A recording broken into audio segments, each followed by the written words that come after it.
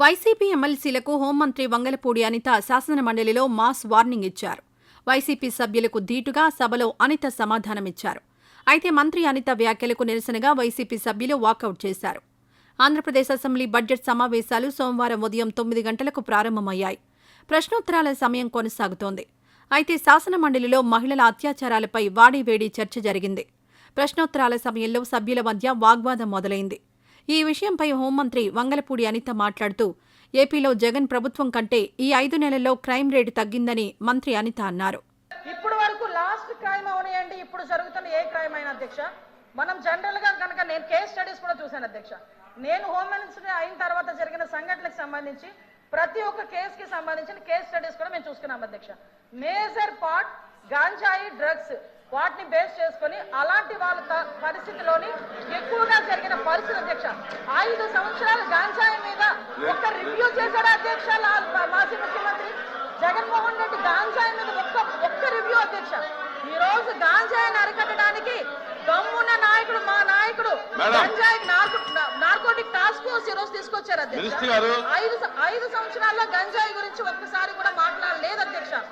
మహిళలపై దాడులు, హత్యలు, అత్యాచారాలు పెరిగిపోయాయని వైసీపీ ఎమ్మెల్సీ వరదు కళ్యాణి ప్రశ్నించారు. దిశ చట్టం తీసుకొస్తారా, దిశ యాప్ కొనసాగిస్తారా లేదా అని వైసీపీ ఎమ్మెల్సీ కల్పలతారెడ్డి ప్రశ్నించారు. సభ్యుల ప్రశ్నలకు మంత్రి అనిత సమాధానమిస్తూ వైసీపీ ప్రభుత్వ పాలనలో అనేక లోపాలున్నాయని మంత్రి అనిత తెలిపారు. దిశ చట్టం లేదు, నిర్భయ చట్టం ఉంది. నిర్భయ కింద కేసులు నమోదు చేయలేదని అన్నారు. కేంద్ర ప్రభుత్వం నిధులిచ్చిన అమరావతిలో ఫోరెన్సిక్ ల్యాబ్ ఎందుకు నిర్మించలేదని వైసీపీ సభ్యులు ప్రశ్నించారు. గంజాయి వినియోగం పెరగడంతో రాష్ట్రంలో నేరాలు పెరిగాయని మంత్రి అనిత వివరించారు. ఎక్కువగా జరిగిన పరిస్థితి అధ్యక్ష.